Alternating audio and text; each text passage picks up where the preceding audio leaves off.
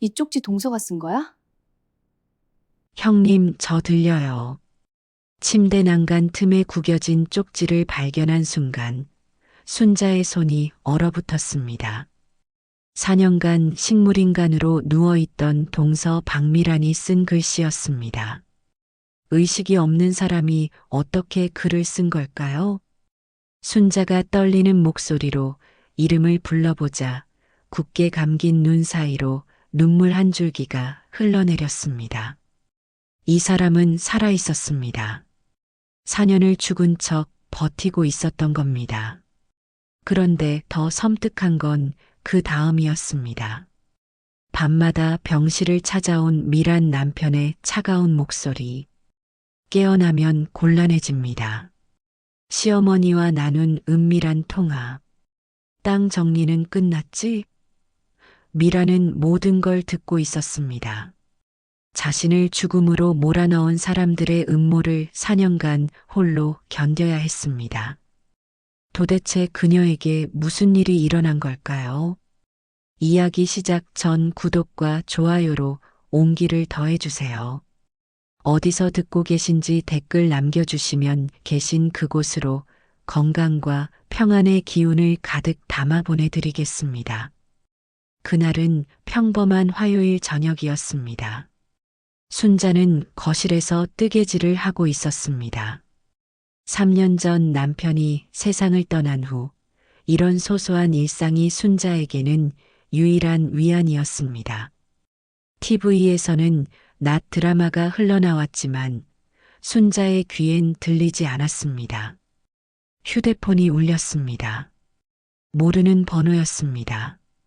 요즘 이런 전화는 대부분 보험 광고거나 대출 권유였습니다. 순자는 받지 않으려다가 문득 마음이 바뀌어 전화를 받았습니다. 여보세요? 혹시 박미란 환자 보호자 연락처 아시나요? 차분하지만 다급한 여성의 목소리였습니다. 저는 신우이인데요. 무슨 일이세요? 아, 병원입니다. 세명대학병원 중환자실이고요. 박미란 환자분 보호자인 정호 씨 연락이 며칠째 안 되어서요. 혹시 다른 연락처라도 아시는지. 순자는 잠시 말문이 막혔습니다. 미란. 4년 전 교통사고로 의식을 잃은 동서. 결혼한 지 30년이 넘었지만 사실 그리 가깝게 지낸 사이는 아니었습니다. 시댁 식구들과는 남편이 살아있을 때도 필요한 일 외에는 거의 연락하지 않았으니까요.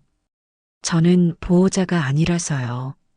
남편분께 직접 연락하셔야. 그게 여러 번 전화했는데 받지 않으시고 문자도 무시하시네요. 환자분 상태 확인차 보호자와 상담이 필요한데 순자는 전화를 끊으며 불편한 마음을 떨칠 수 없었습니다. 정호가 왜 병원 연락을 받지 않는 걸까? 4년간 식물인간으로 누워있는 아내를 돌보는 남편이라면 병원 연락은 최우선으로 받아야 하는 것 아닐까? 그날 밤 순자는 잠을 설쳤습니다. 미란의 얼굴이 자꾸 떠올랐습니다. 결혼식 때 환하게 웃던 모습, 명절에 시댁에 와서 조용히 설거지하던 모습, 말수가 적었지만 착한 사람이었습니다. 다음 날 아침 순자는 결심했습니다. 그냥 한번 들러보자. 안부라도 물어보고 오자. 병원까지는 버스로 1시간 거리였습니다.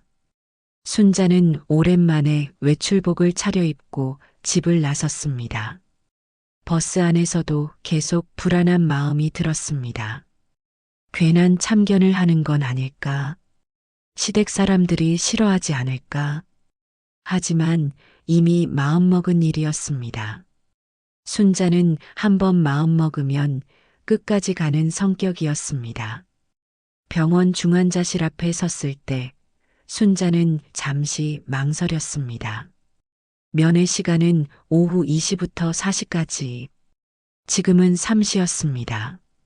면회하시려고요? 간호사가 물었습니다. 네, 박미란 환자면에 관계가 어떻게 되세요? 신우이입니다. 간호사는 명부를 확인하더니 고개를 끄덕였습니다. 6번 병실이에요. 안쪽으로 가시면 됩니다. 복도는 소독약 냄새로 가득했습니다. 순자의 발걸음은 점점 무거워졌습니다.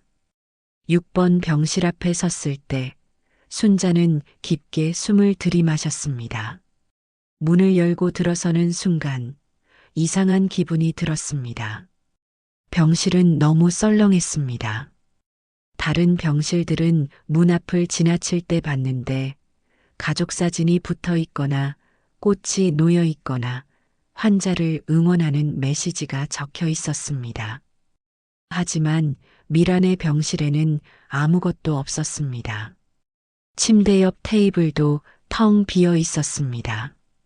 물컵 하나, 휴지 한 장 없었습니다. 벽도 하얗고 차가웠습니다. 창문 밖으로는 병원 주차장만 보였습니다.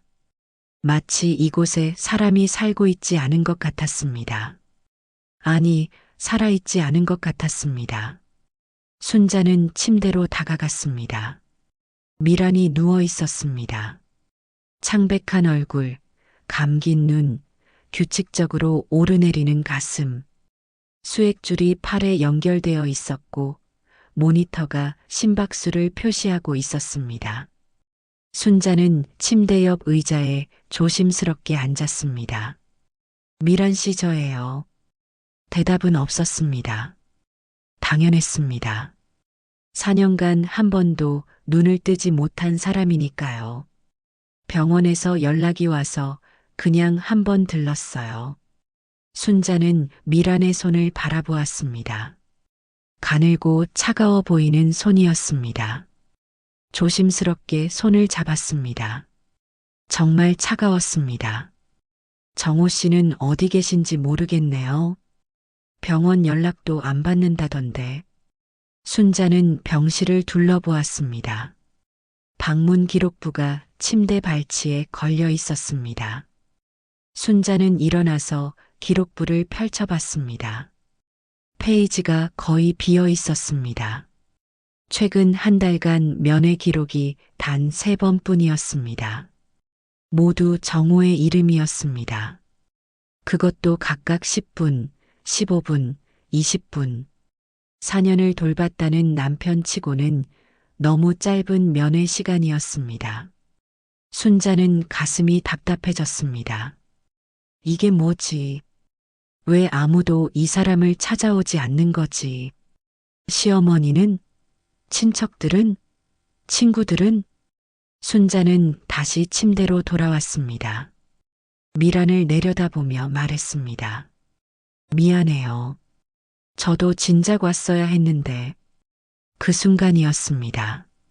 침대 난간과 매트리스 사이 아주 좁은 틈에 무언가 하얀 것이 끼워져 있는 게 보였습니다. 순자는 몸을 숙였습니다. 종이였습니다. 손을 뻗어 조심스럽게 빼냈습니다. 작은 메모지였습니다. 구겨져 있고 가장자리가 찢어져 있었습니다. 순자는 메모지를 펼쳤습니다. 손이 떨렸습니다. 형님, 저 들려요. 글씨는 비틀어지고 떨려 있었습니다. 마치 제대로 된 자세로 쓸 수 없었던 사람의 글씨처럼. 볼펜 잉크도 여러 곳에서 번져 있었습니다. 하지만 분명한 글씨였습니다. 순자의 심장이 미친 듯이 뛰기 시작했습니다. 이게 무슨 뜻일까? 식물인간이 어떻게 글을 쓸 수 있단 말인가? 누가 장난으로 넣어둔 걸까? 아니다. 이 글씨체는 미란의 것이었습니다. 순자는 예전에 미란이 쓴 메모를 본 적이 있었습니다.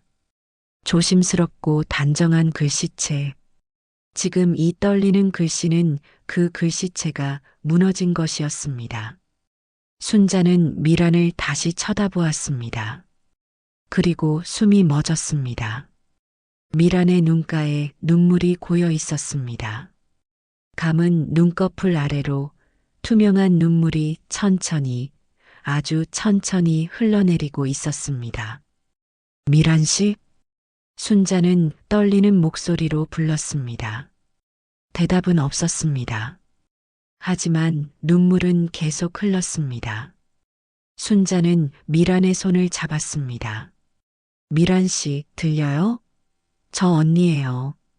들리면 손가락 한 번만 움직여 봐요. 정적? 심박수 모니터에 규칙적인 삐삐 소리만 들렸습니다. 순자는 거의 포기하려던 순간이었습니다. 미란의 손가락이 움직였습니다. 아주 미세하게, 거의 보이지 않을 정도로. 하지만 분명히 움직였습니다. 새끼손가락이 아주 살짝 1mm도 안 되게 경련처럼 떨렸습니다. 순자는 눈물이 쏟아질 것 같았습니다. 미란 씨, 들리는구나. 깨어 있는구나. 눈꺼풀이 떨렸습니다. 아주 미세하게 하지만 분명히 떨렸습니다. 순자는 주변을 둘러보았습니다. 이 사실을 누구에게 말해야 할까? 간호사를 불러야 할까? 하지만 이상한 느낌이 들었습니다. 왜 4년간 아무도 눈치채지 못한 걸까? 정말로 아무도 몰랐을까? 아니면 알고 있었던 걸까? 그 순간 순자의 머릿속에 섬뜩한 생각이 스쳤습니다. 만약 누군가 이 사실을 알고 있었다면, 만약 누군가 의도적으로 이 사람이 깨어나지 못하게 하고 있다면, 그렇다면 왜 깨어나면 안 되는 걸까? 복도에서 발소리가 들렸습니다. 순자는 반사적으로 쪽지를 주머니에 넣었습니다. 마치 이 비밀을 들키면 안 된다는 본능적인 판단이었습니다. 문이 열렸습니다. 젊은 여자 간호사가 들어왔습니다. 이름표에는 윤소영이라고 적혀 있었습니다. 보호자이세요? 아니요, 신우이예요. 간호사는 순자를 잠깐 쳐다보더니 차트를 확인했습니다. 수액 라인을 체크하고 모니터 수치를 기록했습니다. 요즘 정호 씨 자주 못 봤는데 면회 오시나요? 순자는 조심스럽게 물었습니다. 잘 모르겠어요. 저도 오랜만에 왔어서요. 간호사는 고개를 끄덕였습니다. 면회 시간이 곧 끝나요. 4시까지거든요. 네, 알겠습니다. 간호사가 나간 후 순자는 다시 미란에게 다가갔습니다. 미란 씨, 내가 꼭 도와줄게. 조금만 기다려. 미란의 입술이 아주 살짝 떨렸습니다. 마치 무언가 말하고 싶은 것처럼. 순자는 주머니 속 쪽지를 만졌습니다. 이제 알았습니다. 이 사람은 혼자가 아니라는 것을. 병실을 나서는 순자의 발걸음은 들어올 때와 달랐습니다. 무거웠지만 동시에 단호했습니다. 복도를 걸어가는데 이상한 기분이 들었습니다. 누군가 지켜보는 느낌. 순자는 뒤를 돌아보았습니다. 복도는 텅 비어 있었습니다. 하지만 복도 끝 유리문 너머로 누군가의 그림자가 스쳐 지나간 것 같았습니다. 순자는 그쪽으로 걸어갔습니다. 하지만 아무도 없었습니다. 엘리베이터를 타고 1층으로 내려가는 동안 순자는 계속 주변을 살폈습니다. 누군가 따라오는 것 같은 기분이 떨쳐지지 않았습니다. 병원을 나와 버스 정류장으로 걸어가면서도 순자는 몇 번이나 뒤를 돌아보았습니다. 집에 도착한 순자는 문을 잠그고 거실 소파에 주저앉았습니다. 주머니에서 쪽지를 꺼냈습니다. 형님, 저 들려요. 이 짧은 문장에 담긴 절박함이 느껴졌습니다. 4년간 깨어 있으면서도 아무 표현을 할 수 없었던 사람. 모든 것을 듣고 느끼지만 아무도 자신을 알아봐 주지 않는 고립. 그보다 더 무서운 건 혹시 누군가는 알고 있을지도 모른다는 의심이었습니다. 순자는 창밖을 바라보았습니다. 해가 지고 있었습니다. 긴 밤이 시작되고 있었습니다. 하지만 순자는 알고 있었습니다. 더 긴 싸움이 시작되었다는 것을. 그날 밤 순자는 한숨도 자지 못했습니다. 침대에 누워서도 눈을 감아도 미란의 얼굴이 떠올랐습니다. 눈물 흘리는 얼굴, 미세하게 떨리는 손가락, 무언가 말하고 싶어 하는 떨리는 입술. 새벽 3시, 순자는 침대에서 일어나 거실로 나왔습니다. 책상 위에 쪽지를 펼쳐놓고 한참을 들여다보았습니다. 형님, 저 들려요. 떨리는 글씨체였습니다. 순자는 조심스럽게 쪽지를 만졌습니다. 종이가 여러 번 접혔다 펴졌던 흔적이 있었습니다. 가장자리는 찢어져 있었습니다. 이 쪽지를 쓰기 위해 미란이 얼마나 많은 시도를 했을까? 식물인간 상태에서 어떻게 볼펜을 잡았을까? 어떻게 종이를 구했을까? 얼마나 오랜 시간이 걸렸을까? 순자는 상상만 해도 눈물이 났습니다. 그리고 더 무서운 생각이 들었습니다. 만약 누군가 이 사실을 알고 있다면, 만약 누군가 의도적으로 미란을 그 상태로 방치하고 있다면, 아니, 방치가 아니라 감금하고 있다면, 그렇다면 그 이유는 무엇일까? 순자는 노트북을 켰습니다. 인터넷 검색창에 식물인간 의식 회복을 입력했습니다.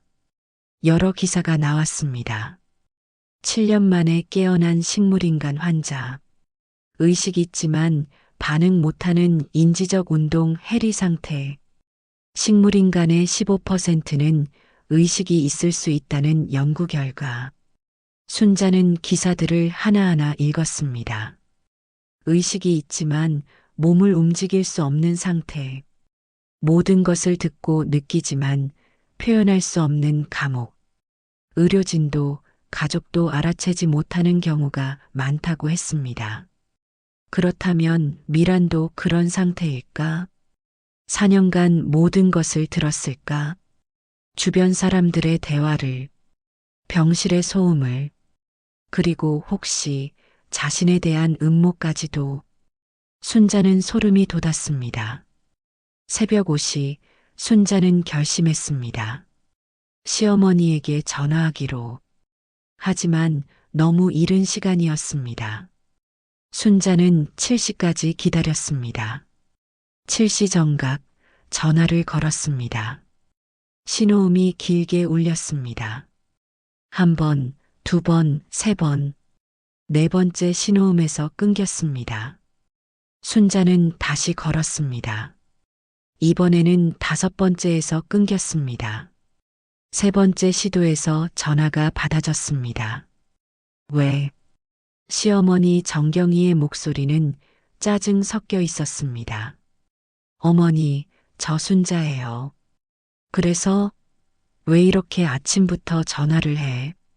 미란 씨 병실에 다녀왔어요. 어제 전화 너머로 잠깐 정적이 흘렀습니다. 그래서 병원에서 보호자 연락이 안 된다고 해서 제가 대신 갔었어요. 쓸데없는 일에 나서지 말라고 했잖아. 정우가 다 알아서 한다니까. 순자는 심호흡을 했습니다. 어머니, 그런데 미란 씨가. 뭐?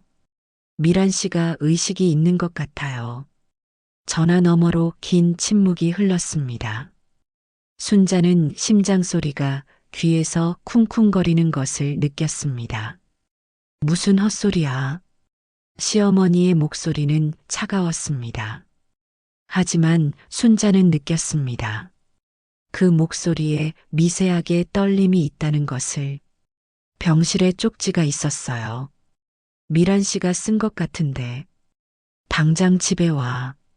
네, 지금 당장 우리 집으로 와. 얼굴 보고 이야기해야겠다. 전화가 끊겼습니다. 순자는 휴대폰을 든 채 멍하니 서 있었습니다. 시어머니의 반응이 이상했습니다. 놀라지 않았습니다. 의심하지도 않았습니다. 확인하려 하지도 않았습니다. 그냥 당장 집에 오라고만 했습니다. 마치 이미 알고 있었던 것처럼 순자는 외출 준비를 했습니다. 손이 떨렸습니다. 립스틱을 바르는데도 손이 떨려서 제대로 칠해지지 않았습니다. 시어머니 집까지는 지하철로 40분 거리였습니다. 지하철 안에서도 순자는 불안했습니다. 주변 사람들이 모두 자신을 쳐다보는 것 같았습니다. 시어머니 집 앞에 도착했을 때는 9시였습니다. 초인종을 눌렀습니다. 문이 열렸습니다. 정경이는 교회 권사복을 입고 있었습니다. 단정하게 빗어넘긴 머리, 깔끔한 화장. 동네에서 덕망 높기로 소문난 어르신의 모습이었습니다. 하지만 눈빛은 차가웠습니다. 들어와. 거실로 들어간 순자는 소파에 앉았습니다. 정경이는 맞은편 소파에 앉아 순자를 내려다보았습니다. 쪽지 어딨어? 순자는 가방을 열고 쪽지를 꺼냈습니다. 정경이는 쪽지를 낚아채듯 가져갔습니다. 한참을 들여다보았습니다. 그리고 그대로 찢었습니다. 어머니. 순자는 소리쳤지만 정경이는 개의치 않고 쪽지를 계속 찢었습니다. 작은 조각들이 되도록. 그리고 그 조각들을 휴지통에 버렸습니다. 왜 그러세요? 그게 증거인데요. 무슨 증거? 미란이는 아무것도 몰라. 그냥 누워있는 게 다야. 정경이의 목소리는 단호했습니다. 하지만 분명히 미란 씨가 쓴 글씨예요. 그리고 눈물도 흘렸어요. 손가락도 움직였고요. 착각이야. 식물인간도 반사작용은 있어. 눈물도 나올 수 있고 손가락도 경련할 수 있다고. 그게 아니에요. 분명히 의도가 있었어요. 제가 불렀을 때 반응했다고요. 정경이는 순자를 똑바로 쳐다보았습니다. 순자야. 그 목소리에는 경고가 담겨 있었습니다.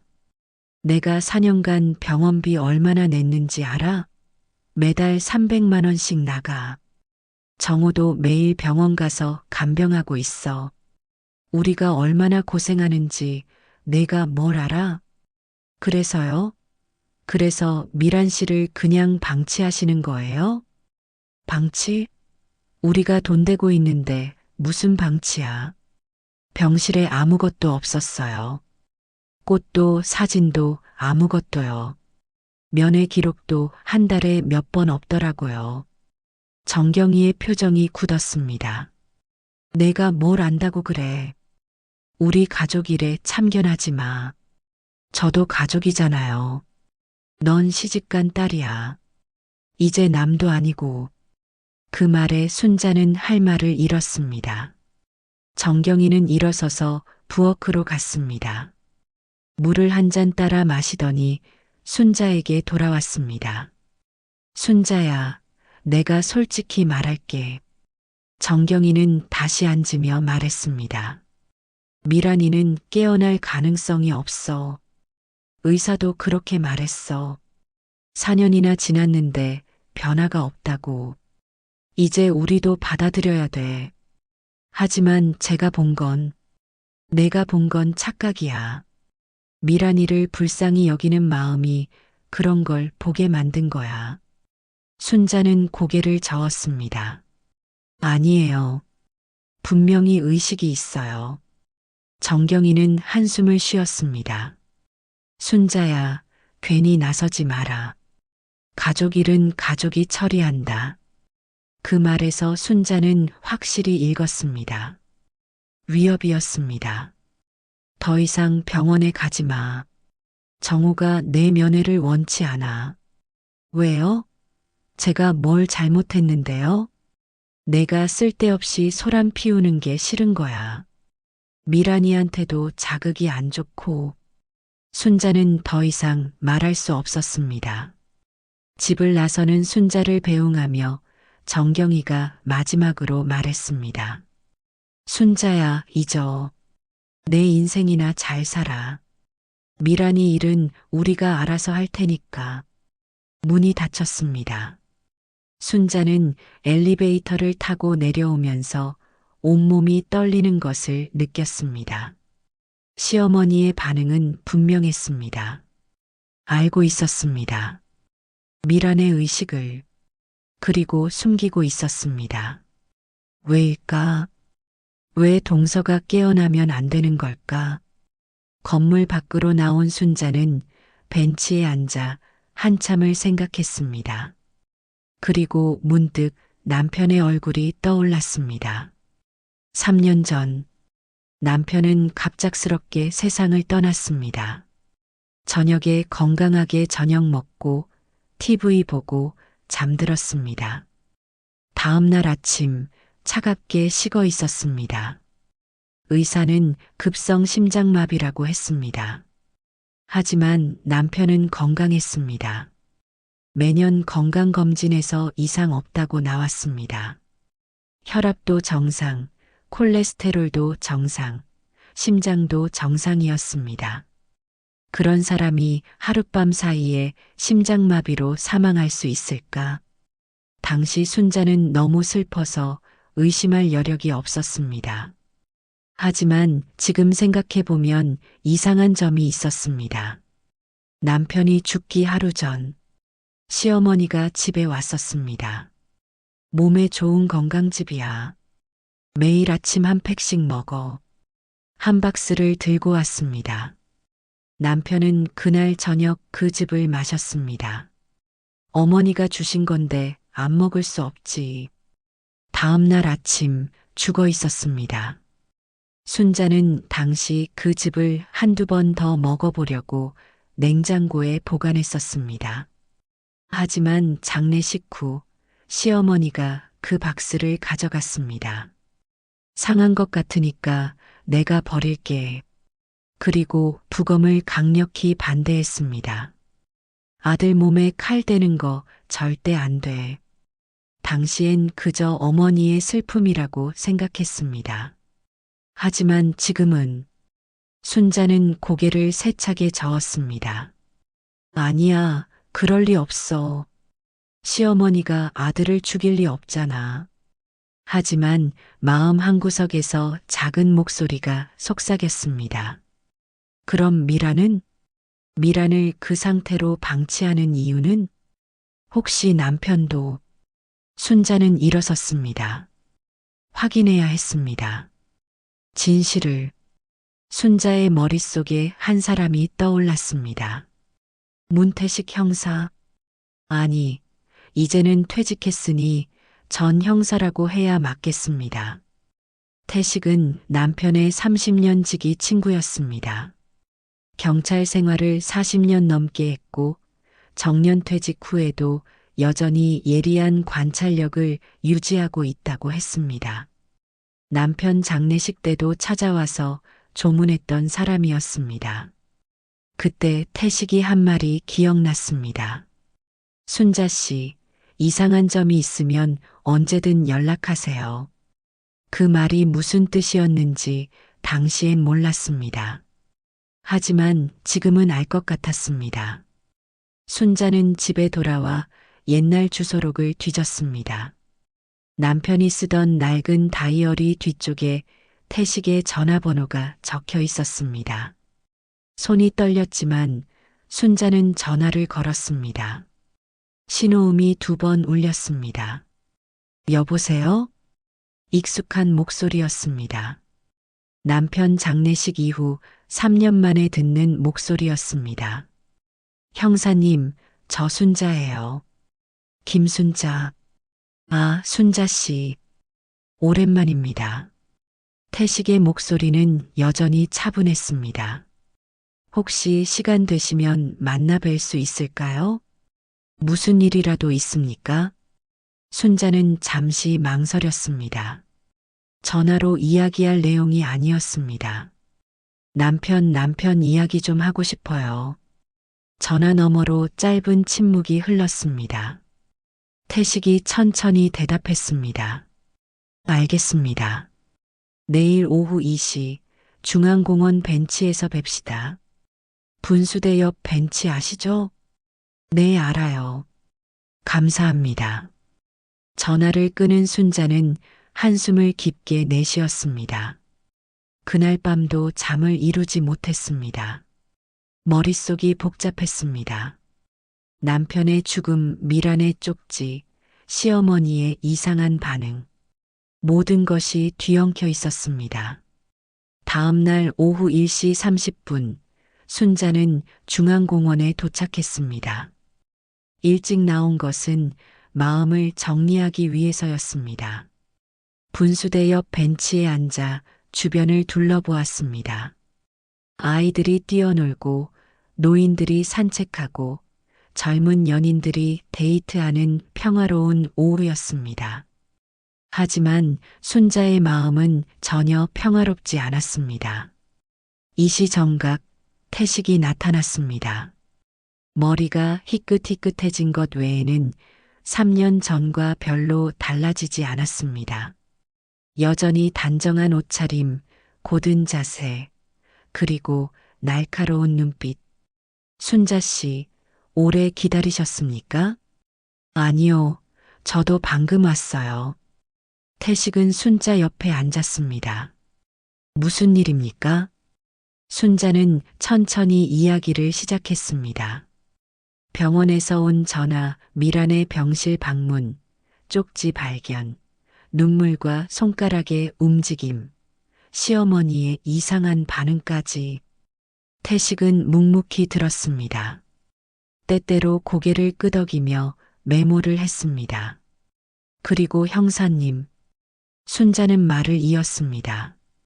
남편 이야기도 좀 하고 싶어요.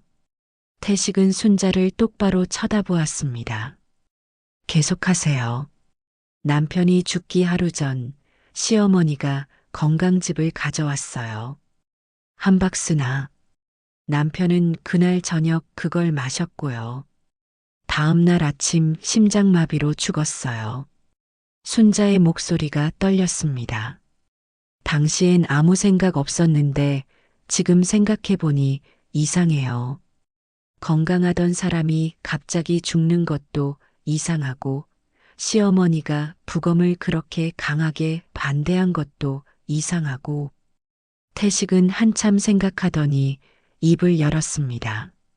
순자 씨, 당시 저도 이상하다고 생각했습니다. 네. 순자는 깜짝 놀라 태식을 쳐다보았습니다. 당신 남편분은 건강검진에서 이상 소견이 전혀 없었어요. 6개월 전 검진 결과도 봤습니다. 혈압도 정상, 심장도 정상, 혈당도 정상이었어요. 태식은 계속 말했습니다. 그런 사람이 갑자기 급성 심장마비로 사망하는 건 가능은 하지만 흔한 일은 아닙니다. 특히 전날까지 아무 증상이 없었다면요. 그럼 형사님도 의심하셨던 거예요? 의심했습니다. 하지만 부검이 없었고 유가족이 원치 않으면 수사할 방법이 없었습니다. 태식은 한숨을 쉬었습니다. 게다가 당시 저도 퇴직 직전이었고 명확한 증거도 없었습니다. 다만 개인적으로 석연치 않았던 건 사실입니다. 순자는 눈물이 날 것 같았습니다. 그럼 남편이 정말 아직 확실하지 않습니다. 하지만 지금 동서분 일까지 겹치면서 패턴이 보이기 시작합니다. 태식은 순자를 똑바로 쳐다보았습니다. 순자 씨, 지금이라도 알아봐야 할 것 같습니까? 순자는 고개를 끄덕였습니다. 미란 씨를 도와야 해요. 그리고 남편에게 무슨 일이 있었는지도 알고 싶어요. 태식은 잠시 생각하더니 결심한 듯 말했습니다. 좋습니다. 조사해 봅시다. 다만 한 가지 물어보겠습니다. 뭔가요? 깨어나면 곤란한 이유가 있어야겠죠. 미란 씨가 깨어나면 누가 곤란해지는지 생각해 보셨습니까? 순자는 고개를 저었습니다. 잘 모르겠어요. 미란 씨는 평범한 사람이었어요. 특별히 재산이 많거나 비밀을 알고 있거나 그런 건 아니었어요. 그럼 재산 관계부터 확인해 봅시다. 그날부터 태식은 본격적으로 움직이기 시작했습니다. 먼저 미란의 교통사고 기록을 확인했습니다. 4년 전 11월 12일 저녁 7시 30분경 미란은 횡단보도를 건너다 차에 치였습니다. 목격자 진술에 따르면 검은색 승용차가 신호를 무시하고 달려들었다고 했습니다. 가해 차량은 그대로 도주했습니다. 미라는 중증 뇌손상을 입고 병원으로 실려갔습니다. 범인은 끝내 잡히지 않았습니다. 태식은 당시 수사 기록을 더 자세히 들여다보았습니다. 이상한 점이 몇 가지 있었습니다. 첫째, 미라는 평소 다니지 않던 동네에 있었습니다. 사고 장소는 미란의 집에서 차로 40분 거리였습니다. 그 동네에 아는 사람도 볼 일도 없었습니다. 둘째, 목격자 진술에 따르면 미라는 사고 직전 누군가를 기다리는 것 같았다고 했습니다. 횡단보도 근처 카페 앞에서 계속 시계를 보며 서성였다고 합니다. 셋째, 가해 차량의 번호판이 확인되지 않았습니다. 여러 CCTV를 확인했지만 모든 영상에서 번호판 부분이 흐릿하게 나왔습니다. 마치 의도적으로 번호판을 가렸거나 조작한 것처럼. 태식은 더 깊이 파고들었습니다. 미란의 핸드폰 기록을 확인했습니다. 사고 당일 미란은 낯선 번호로 여러 통의 전화를 받았습니다. 그리고 사고 일주일 전부터 법무사 사무실에 여러 차례 전화했습니다. 태식은 그 법무사를 찾아갔습니다. 박미란 씨요? 기억납니다. 법무사는 고개를 끄덕였습니다. 부동산 명의 이전 관련해서 상담하러 오셨어요. 어떤 부동산이었습니까? 시어머니 명의로 되어 있는 땅이었는데 원래는 미란 씨 소유였다고 하더군요. 결혼 전에 물려받은 땅인데 결혼 후 시어머니 명의로 바뀌어 있었대요. 태식은 메모를 했습니다. 그래서 어떻게 하고 싶어 하셨습니까? 명의를 다시 자기 이름으로 돌리고 싶다고 했어요. 그런데 시어머니가 동의를 안 해줘서 방법을 찾고 있다고요. 그 후에 다시 오셨습니까?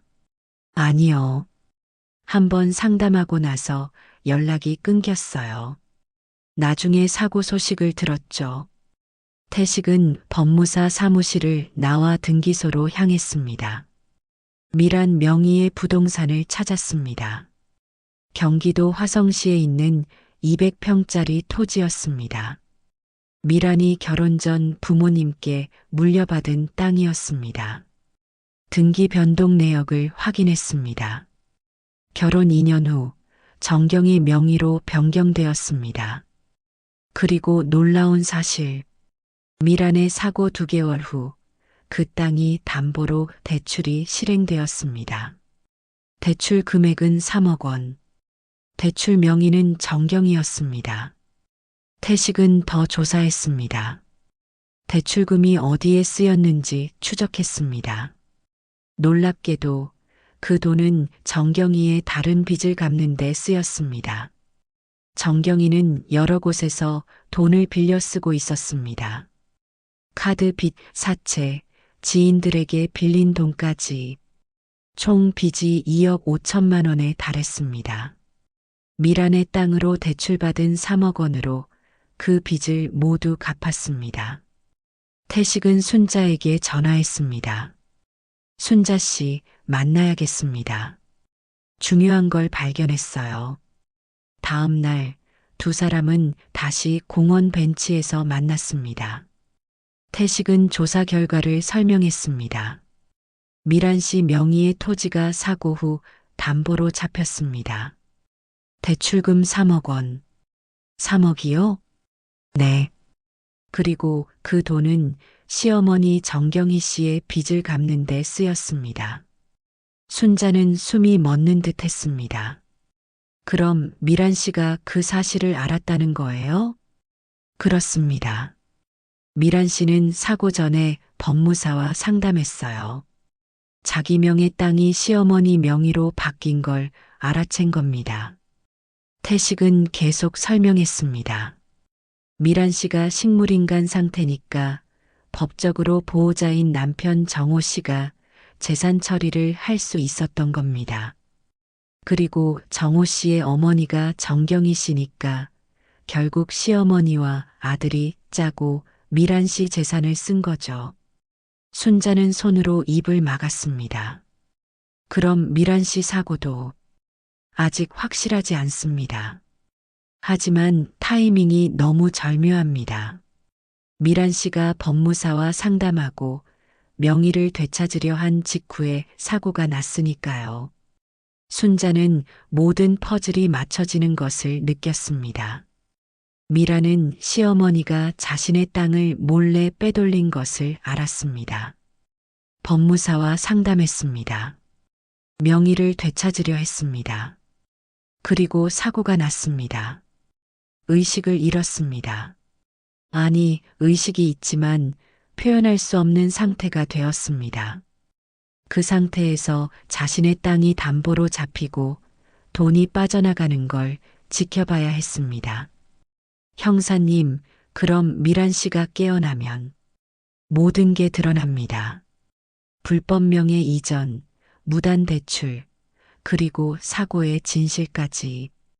태식은 순자의 손을 꼭 잡았습니다.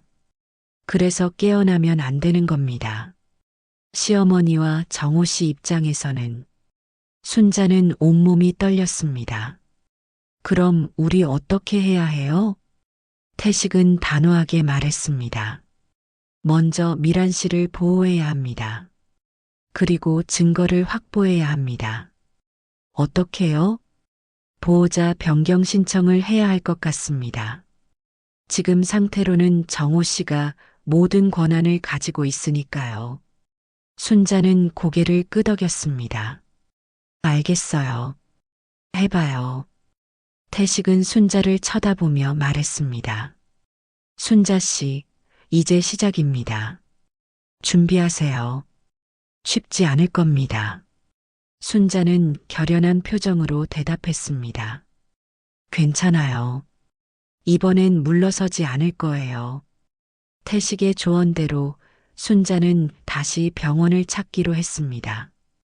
하지만 이번엔 낮이 아니라 밤에 가기로 했습니다.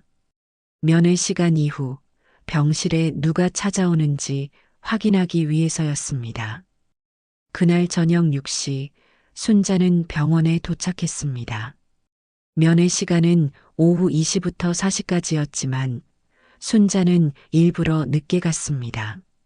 중환자실 근처에서 시간을 보냈습니다. 복도 끝 대기실에 앉아 있었습니다. 간호사들이 교대하는 시간이었습니다. 낮번 간호사들이 나가고 밤번 간호사들이 들어왔습니다. 7시, 8시, 9시. 시간이 흘러갔습니다. 순자는 복도를 계속 지켜봤습니다. 미란의 병실로 들어가는 사람은 간호사뿐이었습니다. 10시가 되었습니다. 복도는 고요했습니다. 대부분의 환자들이 잠든 시간이었습니다. 간호사들도 간호사실에 들어가 있었습니다. 그때였습니다. 복도 끝에서 누군가 걸어왔습니다. 남자였습니다. 순자는 숨을 죽였습니다. 가까이 오면서 얼굴이 보였습니다. 정호였습니다. 미란의 남편이었습니다. 정호는 주변을 살피며 조심스럽게 걸었습니다. 간호사실 쪽을 힐끗 보더니 미란의 병실 문을 열고 들어갔습니다. 순자는 재빨리 일어났습니다. 화장실로 가는 척하며 미란의 병실 쪽으로 다가갔습니다. 병실 문 옆에 몸을 숨기고 문틈으로 안을 엿보았습니다. 정호는 간호사를 부르지 않았습니다. 혼자서 침대 옆으로 갔습니다. 수액 라인을 확인했습니다. 침대 옆 기계들을 살펴보았습니다. 매우 익숙한 동작이었습니다. 마치 의료진처럼. 그리고 휴대폰을 꺼내 통화를 시작했습니다. 순자는 숨을 죽이고 귀를 기울였습니다. 네, 어머니. 정호의 목소리가 조용히 들렸습니다. 순자의 심장이 빠르게 뛰기 시작했습니다. 그대로 유지되고 있습니다. 네, 변화 없습니다. 잠시 침묵. 전화 너머 시어머니가 무슨 말을 하는 모양이었습니다. 깨어나면 곤란해집니다. 알고 계시잖아요. 순자는 손으로 입을 막았습니다. 온몸에 소름이 돋았습니다. 정호는 계속 말했습니다. 땅 문제는 정리 끝났고요. 대출도 다 나왔어요. 이제 그냥 이대로만 있으면 됩니다. 정호는 미란을 내려다보았습니다. 그의 눈빛에는 아무런 감정도 없었습니다. 사랑도 걱정도 죄책감도 보이지 않았습니다. 그냥 차갑고 무표정한 눈빛이었습니다. 재활 치료는 계속 거부하고 있습니다. 의사가 몇 번 권했지만 효과 없다고 했어요. 어차피 깨어날 가능성 없다고. 전화를 끄는 정호는 한동안 침대 옆에 서 있었습니다. 그리고 미란의 손을 잡았습니다. 순자는 그 장면을 보며 잠깐 착각했습니다. 혹시 정호가 미란을 사랑하는 건 아닐까? 혹시 자신이 오해한 건 아닐까? 하지만 그 다음 정호가 한 말이 모든 것을 깨뜨렸습니다. 미안하다는 말은 안 할게. 어차피 넌 못 들으니까. 그의 목소리는 차갑고 건조했습니다. 이렇게 사는 것보다는 나을 거야.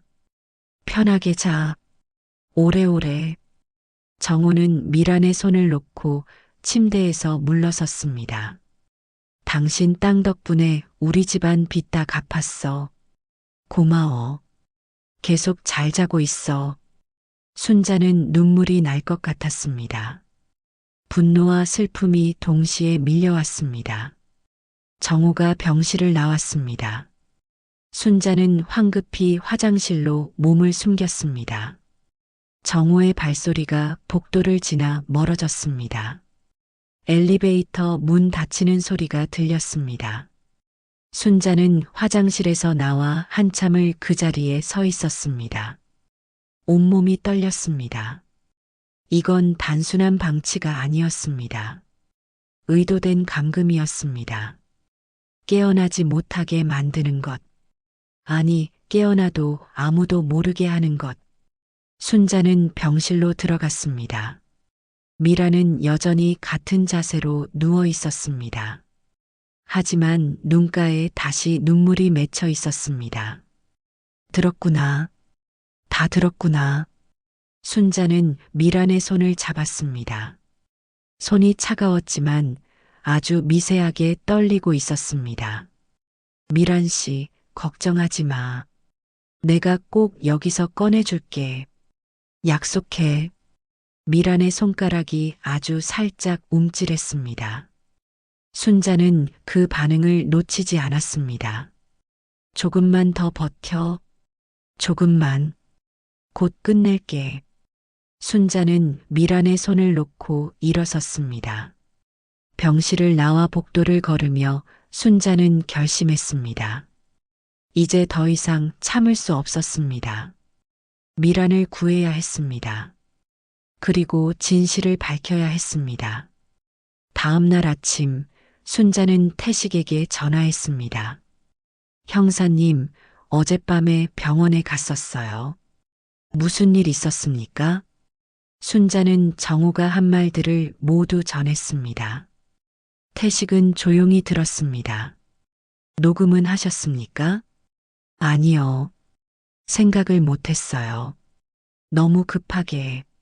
괜찮습니다. 증인이 있으니까요. 순자 씨가 직접 들은 거니까.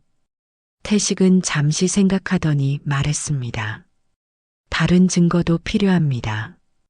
병원 기록을 확인해 봅시다. 태식은 병원 의무기록 열람을 신청했습니다. 미란의 4년간 치료 기록을 모두 확인했습니다. 놀라운 사실들이 드러났습니다. 첫째, 초기 진단 이후 여러 차례 재활치료 권고가 있었습니다. 물리치료, 언어치료, 인지치료. 하지만 보호자가 모두 거부했습니다. 거부 이유는 매번 비슷했습니다. 효과 없음, 환자 상태 악화 우려, 경제적 부담. 둘째, 진정제 투여 기록이 있었습니다. 4년간 꾸준히 진정제가 투여되고 있었습니다. 그것도 상당히 높은 용량으로. 이게 이상하지 않습니까? 태식이 기록을 가리켰습니다. 식물인간 환자에게 이 정도 진정제를 쓸 이유가 없어요. 경련이나 흥분 상태도 아닌데. 순자는 깨달았습니다. 진정제, 의식이 있는 사람을 깨어나지 못하게 하는 가장 쉬운 방법. 셋째, 영양 공급도 최소한으로만 되고 있었습니다. 의사가 영양 상태 개선을 권고했지만 이것도 거부되었습니다.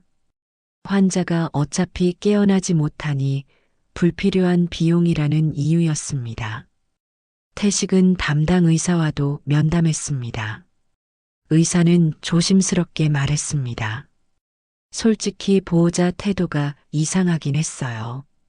환자를 살리려는 의지가 전혀 안 보였어요.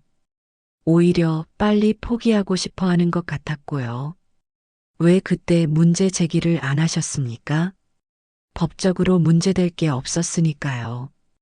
보호자가 재활을 거부하는 건 보호자 권한이고 진정제도 의학적 소견에 따른 거니까요. 하지만 의사는 덧붙였습니다. 다만 개인적으로는 찝찝했어요. 환자를 위한 결정이 아니라 보호자 편의를 위한 결정 같았거든요. 태식은 모든 증거를 정리했습니다. 부동산 명의 이전 기록, 불법 대출 기록, 재활치료 거부 기록, 과다 진정제 투여 기록, 그리고 순자의 증언. 이제 법원에 가야겠습니다. 태식이 말했습니다. 임시보호자 변경 신청을 하고 동시에 경찰에도 고발장을 제출해야 합니다. 형사님, 우리가 이길 수 있을까요? 순자는 불안했습니다. 증거는 충분합니다. 다만 시간이 문제입니다. 법적 절차가 진행되는 동안 미란 씨가 안전할지. 그 말에 순자는 더욱 불안해졌습니다. 그럼 빨리 해야겠네요. 네. 내일 당장 법원에 갑시다. 하지만 일은 그들이 예상한 것보다 빨리 악화되었습니다. 그날 저녁 순자의 휴대폰에 문자가 왔습니다. 발신자는 윤소영 간호사였습니다. 순자님, 저 윤소영입니다. 급한 일이 있어서 연락드려요. 오늘 미란 환자분 진정제 용량이 갑자기 늘었습니다. 보호자가 요청했다는데 이상해서 연락드립니다. 순자는 손이 덜덜 떨렸습니다. 진정제 용량을 늘렸다. 왜 갑자기? 혹시 순자가 어젯밤 병원에 온 걸 알아챈 걸까? 혹시 미란이 깨어날 조짐을 보이니까 더 깊이 잠재우려는 걸까? 순자는 곧바로 태식에게 전화했습니다.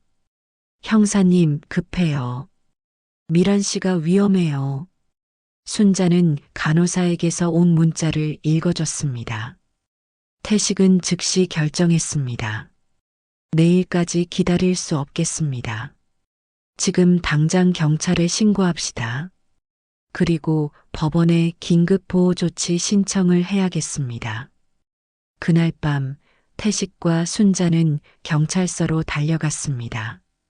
하지만 경찰의 반응은 미온적이었습니다. 증거가 좀 약하네요. 보호자가 진정제 용량 조절하는 건 의료진과 상의해서 하는 거니까 범죄로 보기 어렵고요. 하지만 환자를 학대하고 있습니다. 학대에 명확한 증거가 필요합니다. 지금은 의심만 있는 상태잖아요. 태식이 나섰습니다. 그럼 최소한 병원에 확인 전화라도 해 주십시오. 진정제 용량이 적절한지. 경찰은 마지못해 병원에 전화했습니다. 하지만 당직 의사는 보호자 요청에 따른 정상적인 의료 행위라고 답했습니다. 순자와 태식은 경찰서를 나왔습니다. 이런 순자는 절망스러웠습니다. 형사님, 우리 어떻게 해요? 포기하지 마세요. 내일 아침 첫 차로 법원에 갑시다. 긴급 임시 보호자 변경 신청을 하고 환자 보호 명령도 함께 신청합시다. 순자는 고개를 끄덕였습니다. 하지만 마음은 불안했습니다. 미란이 괜찮을까? 내일까지 버틸 수 있을까? 그날 밤 순자는 한숨도 자지 못했습니다. 다음 날 아침 일찍 순자와 태식은 법원으로 향했습니다. 하지만 그 전에 순자는 한 가지 일을 더 하고 싶었습니다. 병원에 가서 미란을 확인하는 것. 형사님, 병원에 잠깐만 들렀다 가도 될까요? 물론입니다. 저도 같이 가겠습니다. 두 사람은 병원에 도착했습니다. 아침 8시, 면회 시간 전이었지만 순자는 중환자실로 향했습니다. 그런데 입구에서 제지당했습니다. 죄송합니다만 출입이 제한되셨습니다. 경비원이 순자를 막았습니다. 네, 왜요? 보호자 요청입니다. 순자는 어이가 없었습니다. 저도 가족인데요. 직계 가족만 출입 가능하다고 합니다. 정호 씨가 직접 요청하셨어요. 태식이 나섰습니다. 언제부터 그렇게 되었습니까? 어제 저녁부터요. 정호 씨가 서류를 제출하셨어요. 순자는 주저앉을 것 같았습니다. 정호가 움직이기 시작한 것입니다. 순자가 뭔가 눈치챘다는 걸 알아챈 모양이었습니다. 미란 씨 상태라도 확인할 수 있나요? 죄송합니다. 보호자 아니시면 환자 정보도 드릴 수 없습니다. 순자와 태식은 할 수 없이 병원 로비로 돌아왔습니다. 이런 식으로 막아서면 순자는 답답했습니다. 그때 순자의 휴대폰이 울렸습니다. 윤소영 간호사였습니다. 순자님, 지금 어디세요? 병원이에요. 왜요? 로비로 나오세요. 잠깐 뵈야 할 것 같아요. 5분 후 윤소영이 나타났습니다. 커피숍 구석 자리에 앉은 윤소영의 얼굴은 심각했습니다. 순자님, 이상한 일이 있어서요. 무슨 일인데요? 오늘 새벽에 미란 환자분 진정제가 또 늘었어요. 어제 저녁에도 늘었는데 오늘 새벽에 또요. 순자는 손이 얼어붙었습니다. 담당 의사는 뭐라고 해요?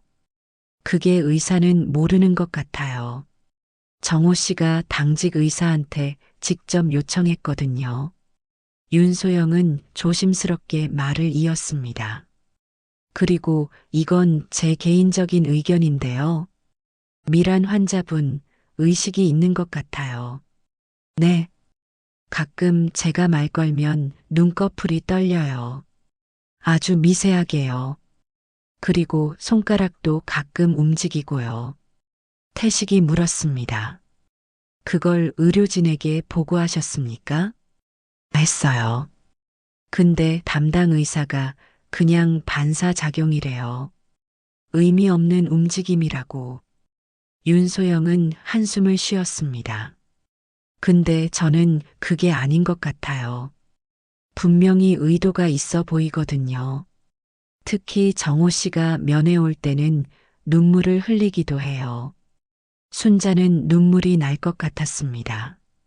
그럼 미란 씨가 정말, 네, 저도 그렇게 생각해요. 그래서 이상한 거예요. 왜 진정제를 계속 늘리는 건지. 세 사람은 침묵에 빠졌습니다. 답은 명확했습니다. 깨어나지 못하게 하려는 것. 아니, 깨어나도 표현하지 못하게 하려는 것. 소영 씨, 도와주실 수 있나요? 순자가 물었습니다. 어떻게요? 미란 씨 상태를 계속 체크해 주세요. 그리고 이상한 일 있으면 연락 주시고요. 윤소영은 잠시 망설이더니 고개를 끄덕였습니다. 알겠어요. 근데 조심해야 해요. 정호 씨가 눈치채면 저도 문제가 될 수 있으니까요. 고마워요. 정말 고마워요. 윤소영이 돌아간 후 순자와 태식은 법원으로 향했습니다. 법원에서 긴급 임시보호자 변경 신청서를 제출했습니다. 현 보호자의 부적절한 처우, 환자 학대 가능성, 재산 편취 의혹, 모든 증거를 첨부했습니다. 담당 판사는 서류를 검토했습니다. 긴급성이 인정되는군요. 빠르게 심리하겠습니다. 언제쯤 결정이 나올까요? 이번 주 내로 1차 심리를 하고 임시 결정을 내리겠습니다. 일주일. 순자에게는 너무 긴 시간이었습니다. 법원을 나온 순자에게 태식이 말했습니다. 일주일 동안 미란 씨가 안전할지 걱정되네요. 저도요. 그때 순자의 휴대폰이 울렸습니다. 모르는 번호였습니다. 여보세요? 순자 씨? 남자 목소리였습니다. 정호였습니다. 순자는 온몸이 긴장했습니다. 왜 전화했어요? 형님 만나서 이야기 좀 합시다. 할 말 없어요. 꼭 만나야 할 것 같은데요. 형님을 위해서라도. 그 말에 순자는 섬뜩함을 느꼈습니다. 만날 필요 없어요. 끊을게요. 형님 괜히 깊이 알면 오래 못 삽니다. 순자는 손이 떨렸습니다. 그게 무슨 소리예요? 직접 만나서 얘기합시다. 병원 1층 로비에서 기다리고 있을게요. 전화가 끊겼습니다. 태식이 물었습니다. 누구였습니까? 정호예요. 만나자고. 가지 마세요. 위험합니다. 하지만 순자는 망설였습니다. 정호가 무슨 말을 하려는 걸까? 협박일까? 회유일까? 제가 같이 가겠습니다. 태식이 말했습니다. 혼자 보내지 않겠습니다. 두 사람은 병원 로비로 갔습니다. 정호가 소파에 앉아 기다리고 있었습니다. 순자를 보자 일어났습니다. 형님, 할 말 있으면 해요. 이분도 들을 거니까. 순자는 태식을 가리켰습니다. 정호는 태식을 쳐다보더니 쓴웃음을 지었습니다. 퇴직 형사시죠? 형부님 친구. 그렇습니다. 정호는 다시 순자를 쳐다보았습니다. 형님, 왜 이러십니까? 미란 씨를 도우려는 거예요. 도움? 식물인간한테 무슨 도움을 주겠다는 겁니까? 정호의 목소리에 비웃음이 섞여 있었습니다. 미란이는 아무것도 모릅니다. 4년째 그냥 누워있을 뿐이에요. 아니에요. 의식이 있어요. 증거 있습니까? 순자는 말문이 막혔습니다. 정호가 한 걸음 다가왔습니다. 형님, 괜히 깊이 알면 오래 못 삽니다. 그게 무슨 뜻이에요? 형부님도 괜히 아는 척 하다가 어떻게 됐습니까? 순자의 얼굴이 하얗게 질렸습니다. 당신 뭐라고 했어요? 정호는 무표정한 얼굴로 순자를 쳐다보았습니다. 아무 말도 안 했습니다. 형님이 잘못 들으신 거겠죠. 태식이 나섰습니다. 지금 협박하는 겁니까? 협박이라니요. 그냥 걱정되어서 하는 말입니다. 형님 건강도 챙기셔야죠. 정호는 돌아서며 마지막 말을 던졌습니다. 더 이상 병원에 오지 마세요. 미란이를 위해서라도, 그리고 형님 자신을 위해서라도. 정호가 사라졌습니다. 순자는 그 자리에 얼어붙어 있었습니다. 남편의 죽음, 갑작스러운 심장마비, 시어머니가 가져온 건강즙, 그리고 정호의 협박. 모든 것이 연결되었습니다. 태식이 순자의 어깨를 잡았습니다. 순자 씨, 괜찮습니까? 순자는 고개를 들었습니다. 눈에 눈물이 가득했습니다. 하지만 동시에 결연함도 보였습니다. 형사님, 순자의 목소리는 떨렸지만 단호했습니다. 제가 증인이 되겠어요. 남편 일도 미란 씨 일도 다 밝혀내야 해요. 태식은 고개를 끄덕였습니다. 알겠습니다. 끝까지 함께 갑시다. 그날 오후 두 사람은 경찰서로 갔습니다. 남편의 죽음에 대한 재조사를 요청했습니다. 그리고 정호의 협박을 신고했습니다. 경찰은 이번엔 좀 더 진지하게 받아들였습니다. 특히 태식이 함께 있어서 더 그랬습니다. 조사하겠습니다. 시간이 좀 걸릴 수 있습니다. 며칠 후 법원 심리가 시작되었습니다. 판사 앞에서 순자는 모든 것을 증언했습니다. 미란의 쪽지, 눈물과 손가락의 움직임, 정호의 밤 방문과 통화 내용, 부동산 편취 정황, 과다 진정제 투여, 그리고 남편의 의문스러운 죽음까지. 정호와 정경이도 출석했습니다. 그들은 모든 것을 부인했습니다. 순자 씨가 착각한 겁니다. 미란이는 식물인간입니다. 의식이 없어요. 진정제는 의학적 소견에 따른 겁니다. 재산은 합법적으로 처리했습니다. 하지만 판사는 순자의 증언과 증거들을 신중히 검토했습니다. 특히 윤소영 간호사가 증인으로 나와서 증언한 것이 큰 도움이 되었습니다.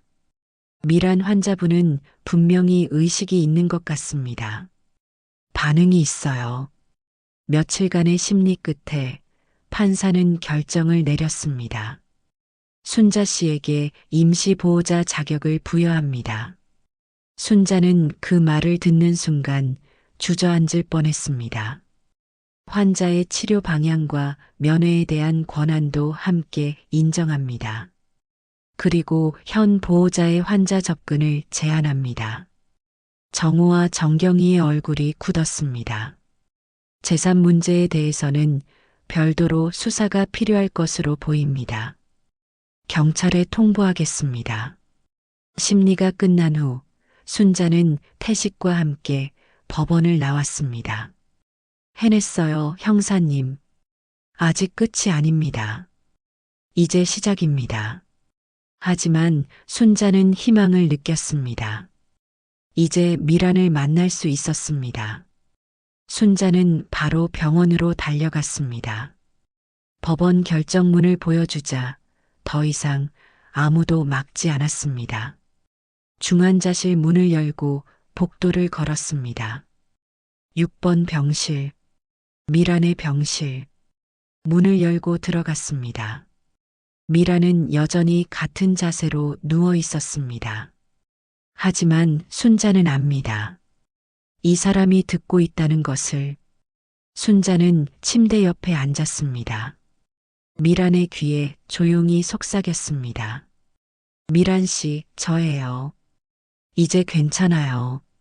내가 보호자가 됐어요. 이제 아무도 당신을 해치지 못해요. 미란의 눈꺼풀이 떨렸습니다.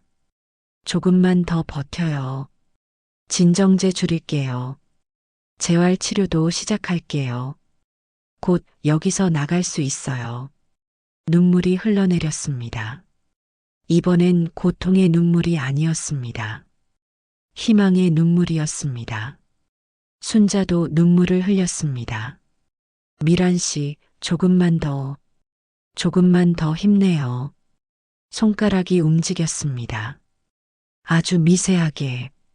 하지만 분명히 움직였습니다.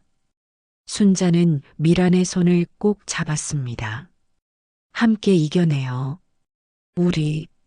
순자가 임시 보호자가 된 첫날, 가장 먼저 한 일은 담당 의사를 만나는 것이었습니다. 진정제를 줄여주세요. 순자의 목소리는 단호했습니다.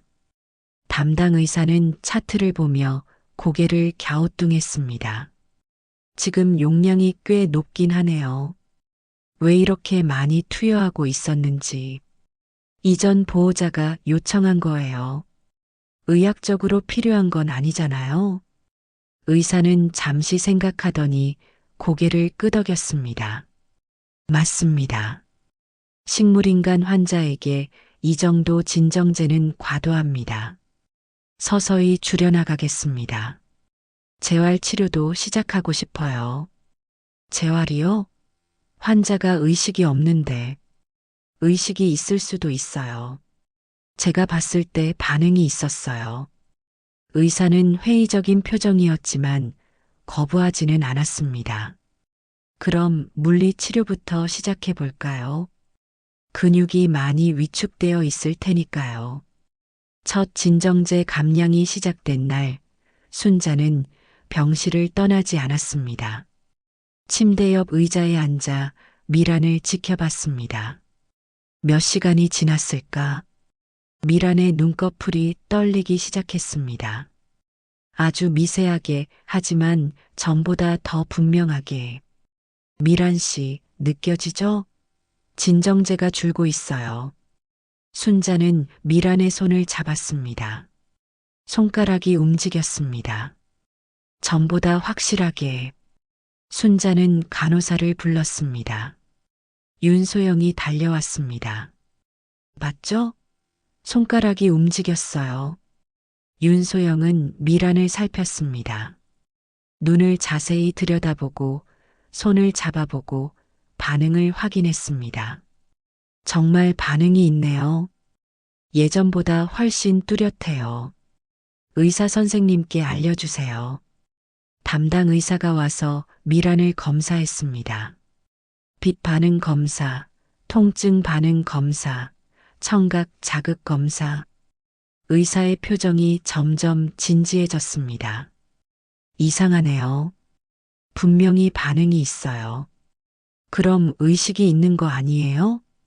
가능성이 있습니다. 더 정밀한 검사가 필요하겠네요. 며칠 후, 미라는 뇌파 검사와 MRI 촬영을 받았습니다. 결과가 나왔습니다. 놀랍습니다. 의사는 검사 결과를 보며 말했습니다. 뇌 활동이 상당히 활발해요. 식물인간 상태라고 보기 어렵습니다. 순자는 가슴이 뛰었습니다. 그럼 깨어날 수 있다는 거예요? 네. 진정제만 제대로 조절하고 재활을 시작하면 충분히 회복 가능성이 있습니다. 의사는 고개를 저으며 중얼거렸습니다. 도대체 왜 이렇게 오래 방치되었는지 모르겠네요. 진작 재활 치료를 시작했으면 벌써 깨어났을 수도 있는데. 순자는 이를 악물었습니다. 방치가 아니었습니다. 의도된 감금이었습니다. 하지만 이제는 달랐습니다. 순자는 매일 병원에 왔습니다. 아침부터 저녁까지 미란 곁을 지켰습니다. 물리 치료가 시작되었습니다. 치료사가 미란의 팔다리를 움직여주고 근육을 마사지했습니다. 처음에는 반응이 거의 없었습니다. 하지만 일주일이 지나자 변화가 보이기 시작했습니다. 손가락이 더 자주 움직였습니다. 발가락도 가끔 움찔거렸습니다. 눈꺼풀의 떨림도 더 강해졌습니다. 순자는 매일 미란에게 말을 걸었습니다. 오늘 날씨가 정말 좋아요. 창밖에 벚꽃이 피기 시작했어요. 점심에 미역국 냄새가 났어요. 미란 씨 미역국 좋아했죠? 조금만 더 힘내요. 곧 눈 뜰 수 있을 거예요. 그러던 어느 날 저녁이었습니다. 순자가 평소처럼 미란의 손을 잡고 이야기하고 있을 때였습니다. 미란의 손이 움직였습니다. 이번에는 단순한 경련이 아니었습니다. 순자의 손을 쥐는 것이었습니다. 약하지만 분명한 악력이 느껴졌습니다. 미란 씨, 순자는 소리쳤습니다. 간호사들이 달려왔습니다. 의사도 왔습니다. 모두가 지켜보는 가운데 미란의 손은 계속 순자의 손을 쥐고 있었습니다. 믿을 수 없네요. 이건 확실한 의도적 움직임입니다. 의사는 흥분한 목소리로 말했습니다. 하지만 기쁨은 오래가지 않았습니다. 그날 밤 병원에 정경이가 나타났습니다. 시어머니는 간호사실에서 소리를 질렀습니다. 내 며느리 치료를 왜 마음대로 받고 누가 허락했어? 간호사들이 당황했습니다. 보호자가 변경되었습니다. 법원 결정이에요. 말도 안 돼. 내가 4년간 돈 대고 돌봤는데 무슨 권리로 빼앗아가. 순자가 복도로 나왔습니다. 어머니, 여기서 이러시면 안 돼요. 정경이는 순자를 쏘아봤습니다. 눈빛에 증오가 가득했습니다. 내가 다 망쳤어. 가만히 있으면 될걸. 미란 씨를 살리는 게 뭘 망친 거예요? 살려? 웃기고 있네. 그 애는 이미 죽은 거나 마찬가지야. 4년간 그렇게 살았어. 순자는 분노가 치밀었지만 참았습니다. 어머니, 돌아가세요. 여기서 소란 피우면 경찰 부를 거예요. 정경이는 비웃었습니다. 경찰? 좋아. 불러봐. 내가 무슨 잘못을 했는데? 미란 씨 재산을 몰래 빼돌린 것, 과다 진정제로 깨어나지 못하게 한 것, 다 증거 있어요. 정경이의 얼굴이 굳었습니다. 증거? 무슨 증거? 병원 기록, 부동산 등기 기록, 다 있어요. 그리고 제가 직접 본 것도 있고요. 정경이는 한 걸음 다가왔습니다. 목소리를 낮춰 속삭였습니다. 순자야, 넌 지금 무덤을 파고 있어. 내 남편처럼 되고 싶어? 순자는 온몸이 얼어붙었습니다. 하지만 물러서지 않았습니다. 그 말 녹음했어요. 순자는 주머니에서 휴대폰을 꺼냈습니다. 녹음 앱이 켜져 있었습니다. 정경이의 얼굴이 창백해졌습니다. 넌 정말. 어머니, 더 이상 협박은 안 통해요. 이제 끝이에요. 경비원들이 다가왔습니다. 어르신, 나가주셔야겠습니다. 정경이는 순자를 노려보며 뒤로 물러났습니다. 두고 봐. 이게 끝이 아니야. 그 말을 남기고 사라졌습니다. 순자는 한참을 그 자리에 서 있었습니다. 온몸이 떨렸습니다. 윤소영이 다가와 어깨를 두드렸습니다. 괜찮으세요? 네, 괜찮아요. 하지만 괜찮지 않았습니다. 시어머니의 위협이 현실로 다가왔습니다. 그날 밤 순자는 태식에게 전화했습니다. 형사님, 무서워요. 무슨 일입니까? 순자는 정경이가 한 말을 전했습니다. 태식은 잠시 침묵했습니다. 순자 씨, 집에 혼자 계시면 안 될 것 같습니다. 네. 당분간 안전한 곳에 계세요. 제가 아는 여관이 있습니다. 거기서 지내시죠. 그 정도까지.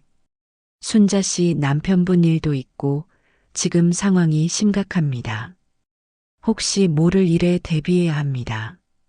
순자는 고개를 끄덕였습니다. 그날 밤부터 순자는 태식이 알려준 작은 여관에서 지냈습니다. 낯선 곳에서의 잠은 편치 않았습니다. 하지만 미란을 생각하면 견딜 수 있었습니다. 며칠 후 경찰에서 연락이 왔습니다. 정우와 정경이를 조사하겠다고 했습니다. 재산 편취 혐의와 환자 학대 혐의로 순자는 경찰서에 출석해서 모든 것을 진술했습니다. 미란의 쪽지, 정호의 밤 방문, 진정제 과다 투여, 재활 거부, 재산 편취까지. 경찰은 진지하게 들었습니다. 수사하겠습니다. 시간이 좀 걸릴 수 있습니다. 남편 죽음도 다시 조사해 주세요. 순자는 간절히 부탁했습니다. 남편이 죽기 전날 시어머니가 가져온 건강즙, 그거 조사할 수 없을까요? 3년이나 지났는데 증거가 남아있을까요? 시어머니 집을 수색하면 혹시 뭔가 나올 수도. 경찰은 고개를 저었습니다. 그 정도로 영장을 받기는 어렵습니다. 더 확실한 증거가 필요해요. 순자는 좌절했습니다. 하지만 포기하지 않았습니다. 병원으로 돌아온 순자는 미란 곁에 앉았습니다. 미란 씨, 우리 꼭 이겨낼 거예요. 같이 힘내요. 미란의 손이 다시 순자의 손을 쥐었습니다. 이번에는 더 강하게. 순자는 눈물을 흘렸습니다. 고마워요. 포기하지 않아줘서. 진정제 감량이 계속되었습니다. 2주가 지났습니다. 미란의 반응은 점점 더 뚜렷해졌습니다. 눈꺼풀이 자주 떨렸습니다. 손발도 더 자주 움직였습니다. 어느 날 물리치료사가 흥분한 목소리로 말했습니다. 오늘 팔을 움직이려는 시도가 있었어요. 제가 팔을 들어 올릴 때 스스로 힘을 주려고 하더라고요. 담당 의사도 놀랐습니다. 이 정도 회복 속도는 예상보다 훨씬 빠릅니다. 의식이 완전히 돌아올 날도 멀지 않았을 것 같습니다. 순자는 희망을 느꼈습니다. 하지만 동시에 불안도 커졌습니다. 정우와 정경이가 가만히 있을까? 미란이 깨어나기 전에 무슨 짓을 할까? 그래서 순자는 24시간 미란 곁을 지키기로 했습니다. 낮에는 병실에서, 밤에는 복도 대기실에서 잠을 잤습니다. 윤소영도 도와주었습니다. 야간 근무 때는 자주 병실을 확인해주고 이상한 일이 있으면 바로 연락해 주었습니다. 3주가 지났습니다. 어느 날 아침 순자가 병실에 들어갔을 때였습니다. 미란의 눈꺼풀이 떨리고 있었습니다. 평소보다 훨씬 강하게. 미란 씨? 순자는 다가갔습니다. 그리고 믿을 수 없는 광경을 목격했습니다. 미란의 눈이 아주 살짝 1mm도 안 되게 열렸습니다. 미란 씨, 의사 선생님, 간호사. 순자는 소리쳤습니다. 사람들이 달려왔습니다. 하지만 미란의 눈은 이미 다시 감겨 있었습니다. 지금 눈을 떴어요. 분명히 봤어요. 의사는 미란을 검사했습니다. 지금은 반응이 없네요. 하지만 가능성은 충분합니다. 그날 하루 종일 순자는 미란 곁을 떠나지 않았습니다. 혹시 또 눈을 뜰까봐. 그리고 그날 저녁 7시 미란의 눈꺼풀이 다시 떨렸습니다. 이번에는 더 오래, 더 강하게. 그리고 눈이 열렸습니다. 천천히, 아주 천천히. 하지만 분명히 열렸습니다. 4년 만에 미란의 눈이 열렸을 때 세상은 정지한 것 같았습니다. 순자는 숨을 멈추고 그 순간을 바라봤습니다. 눈동자가 천천히 움직였습니다. 초점을 찾으려는 듯 이리저리 흔들렸습니다. 그리고 순자를 향했습니다. 미란 씨 나 보여요? 미란의 눈에서 눈물이 흘러내렸습니다. 입술이 떨렸습니다. 소리는 나오지 않았지만 입모양으로 알 수 있었습니다. 형님, 순자는 울음을 터뜨렸습니다. 간호사들이 달려왔습니다. 의사도 왔습니다. 모두가 놀라움으로 가득했습니다. 기적이네요. 정말 기적입니다. 의사는 즉시 검사를 시작했습니다. 빛 반응, 안구 운동, 의식 수준, 모든 것이 회복되고 있었습니다. 아직 목소리는 안 나올 겁니다. 4년간 사용하지 않아서요. 하지만 시간이 지나면 회복될 겁니다. 미라는 계속 눈물을 흘렸습니다. 순자는 미란의 손을 꼭 잡았습니다. 이제 괜찮아요. 다 끝났어요. 하지만 미란의 눈빛은 불안으로 가득했습니다. 고개를 저으려는 듯 미세하게 움직였습니다. 뭔가 말하고 싶어 했습니다. 천천히 해요. 급하지 않아요. 하지만 미라는 급해 보였습니다. 손을 움직이려 애썼습니다. 뭔가를 가리키려는 듯 침대 아래를 향해. 침대 밑에 뭐가 있어요? 순자는 몸을 숙여 침대 밑을 들여다봤습니다. 어둡고 좁은 공간. 손을 뻗어 더듬었습니다. 뭔가 만져졌습니다. 작고 딱딱한 물체. 꺼내보니 작은 USB였습니다. 아니, 정확히는 USB 형태의 녹음기였습니다. 이게 뭐예요? 미라는 눈으로 대답했습니다. 들라는 눈빛. 순자는 간호사에게 부탁했습니다. 노트북 좀 빌려주실 수 있나요? 잠시 후 노트북이 도착했습니다. 순자는 USB를 꽂았습니다. 폴더가 열렸습니다. 수십 개의 오디오 파일이 있었습니다. 날짜별로 정리되어 있었습니다. 가장 오래된 파일은 3년 6개월 전, 사고 6개월 후부터였습니다. 순자는 첫 번째 파일을 재생했습니다.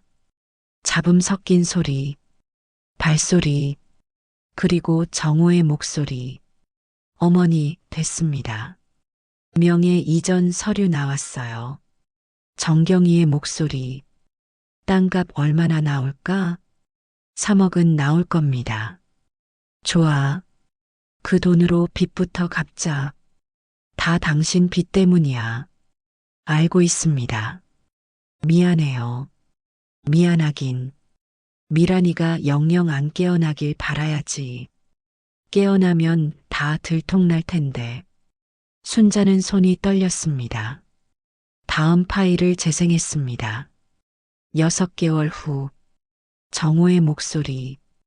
의사가 재활 치료하라는데 어떻게 할까요? 안 돼. 재활하면 깨어날 수도 있어. 거부해. 하지만 의사가 계속 권유하는데 환자 상태 악화 우려된다고 해. 그럼 의사도 더 이상 말 안 해. 또 다른 파일. 1년 후. 정우와 낯선 남자의 목소리. 사고 처리는 깨끗이 됐습니까? 네. 범인 못 잡았다고 수사 종결됐어요. 잘 됐네요. 번호판 지운 게 통했구만. 돈 받으셨죠? 네. 고맙습니다. 순자는 숨이 막혔습니다. 사고가 조작이었습니다. 미란을 일부러 친 것이었습니다. 더 많은 파일들이 있었습니다. 진정제를 늘리라는 지시, 영양 공급을 줄이라는 요구, 면회객을 막으라는 명령, 그리고 가장 충격적인 파일, 6개월 전 녹음, 정경이와 정호의 대화, 순자가 남편 죽음을 의심하나 봐. 괜찮습니다. 증거 없어요. 그래도 조심해. 형부 때도 그랬잖아. 땅 돌려달라고 난리치길래 어쩔 수 없었어. 알고 있습니다. 건강즙에 넣은 거 아무도 몰라요. 그 약 아직 남은 거 있어? 네. 혹시 모르니까 보관하고 있어요. 잘했어. 순자도 너무 나대면. 순자는 노트북을 꺼버렸습니다. 더 이상 들을 수 없었습니다. 남편을 죽인 것이 정말이었습니다. 건강즙에 독을 탔습니다. 땅 때문에, 미란의 땅 때문에. 순자는 한참을 울었습니다. 미란도 눈물을 흘렸습니다. 두 사람은 아무 말 없이 손을 꼭 잡고 있었습니다. 얼마나 시간이 흘렀을까. 순자는 눈물을 닦고 일어났습니다. 미란 씨, 이걸로 끝낼 거예요. 반드시. 태식에게 전화했습니다. 형사님, 증거 나왔어요. 결정적인 증거가. 1시간 후 태식이 병원에 도착했습니다. 순자는 USB를 건넸습니다. 태식은 노트북으로 파일들을 하나하나 들었습니다. 얼굴이 점점 굳어졌습니다. 이건 완벽한 증거입니다. 남편도 그 사람들이 죽인 거예요. 순자의 목소리는 떨렸지만 단호했습니다. 독극물 검사를 해야 합니다. 남편분 시신을 부검해야 해요. 3년이나 지났는데 가능할까요? 장례를 어떻게 치르셨습니까? 화장했어요. 태식은 한숨을 쉬었습니다. 그럼 시신 검사는 불가능하네요. 하지만 녹음 파일에서 자백이 나왔으니 이걸로 수사할 수 있습니다. 정경이가 약이 남아있다고 했어요. 집에 있을 거예요. 압수수색 영장을 받아야겠습니다. 태식은 즉시 경찰서로 갔습니다. USB를 제출하고 압수수색 영장을 신청했습니다.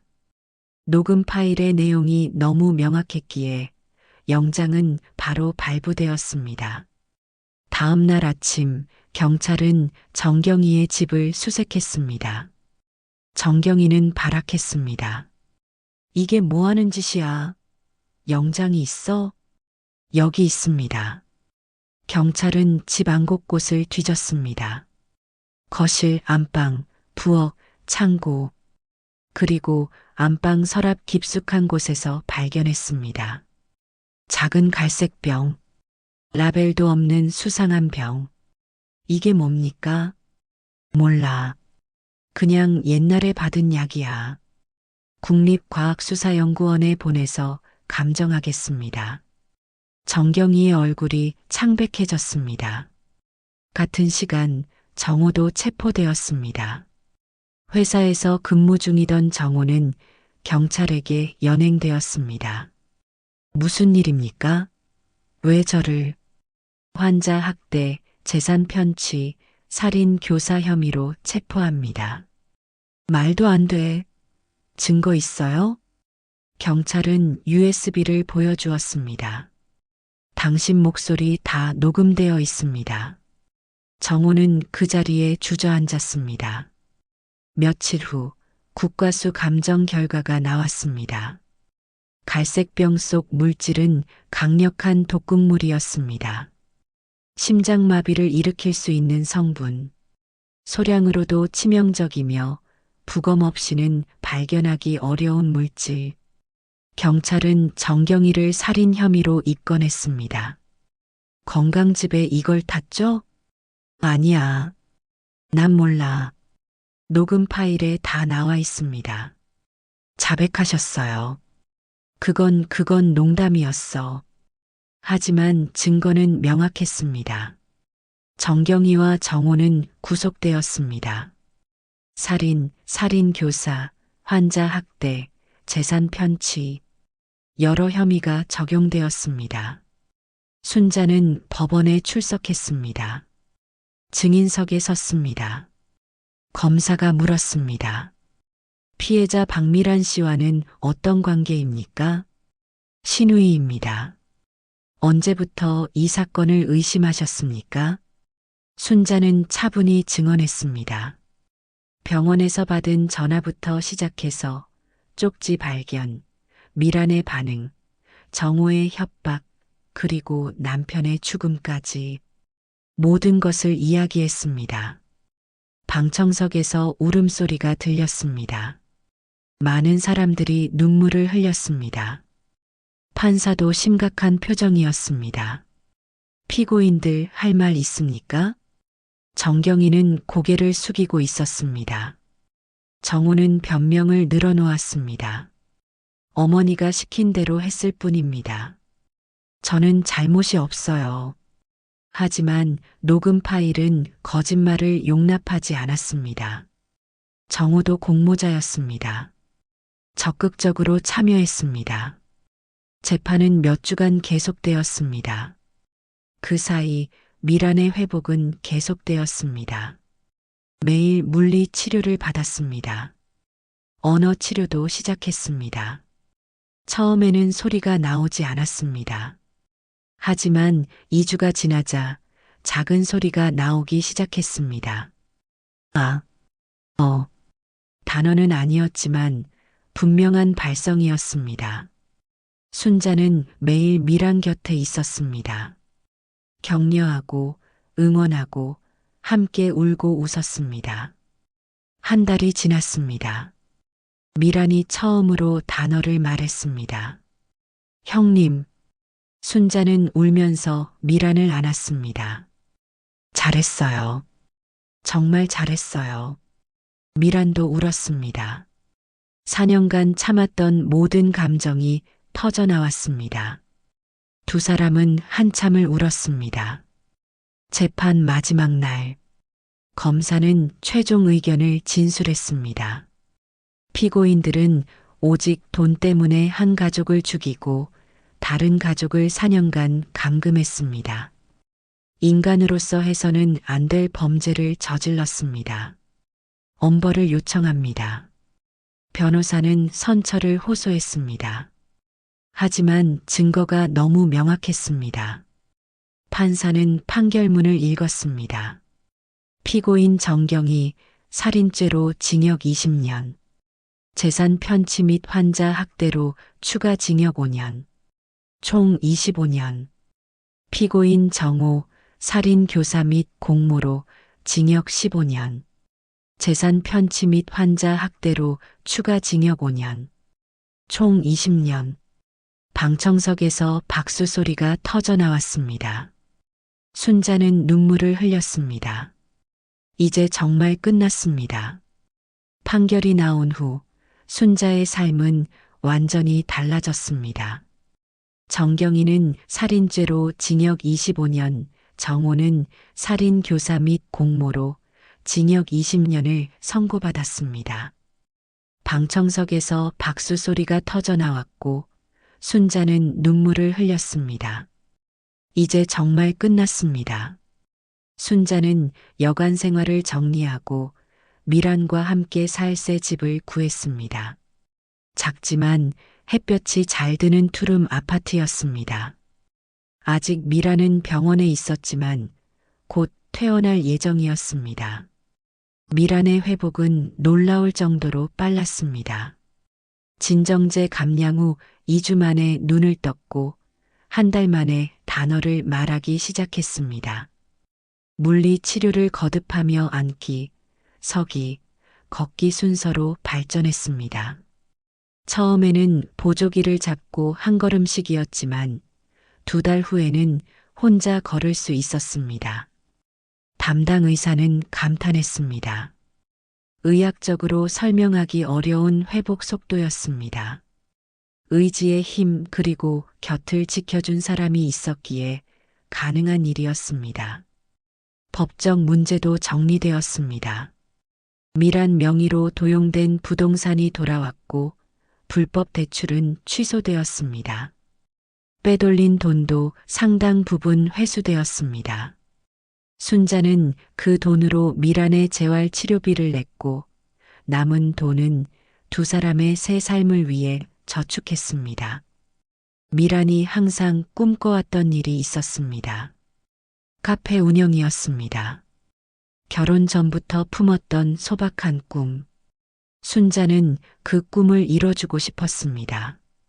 2사람은 미란명의 땅을 팔아 3억 5천만 원을 마련했고 그 돈으로 작은 카페를 준비하기 시작했습니다. 2개월 후 미란은 퇴원했습니다. 여전히 지팡이가 필요했지만 혼자 걸을 수 있었고 말도 거의 정상적으로 할 수 있었습니다. 퇴원하는 날 병원 직원들이 모두 나와 배웅했습니다. 윤소영 간호사는 꽃다발을 건네며 눈물을 흘렸습니다. 미라는 4년간 갇혀있던 6번 병실 앞에서 마지막 인사를 했습니다. 새 집에서의 일상이 시작되었습니다.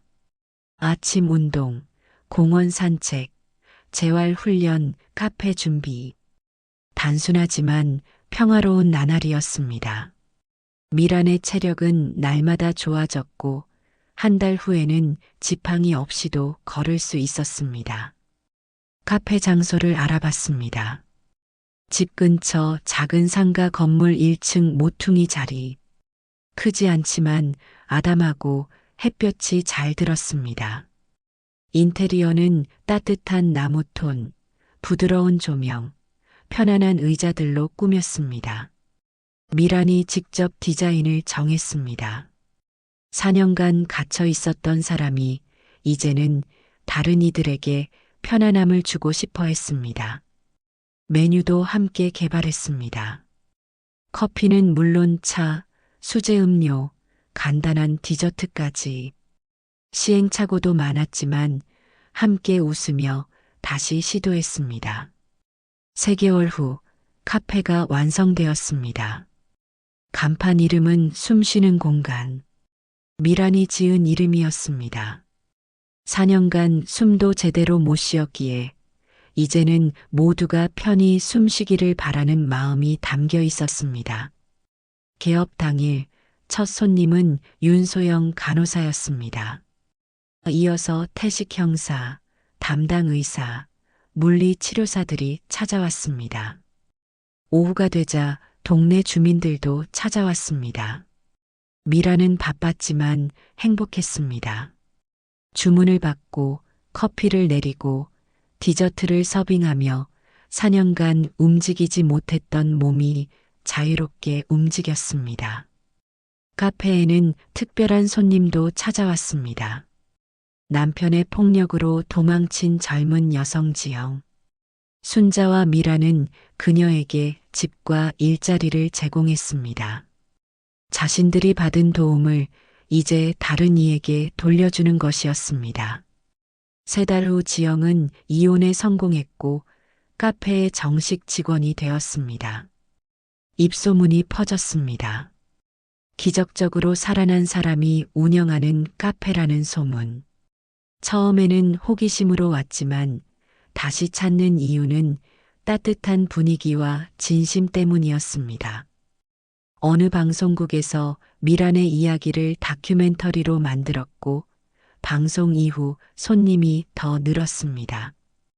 1년이 흘렀습니다. 카페는 동네 명소가 되어 있었습니다. 미란의 건강은 거의 완벽하게 회복되었습니다.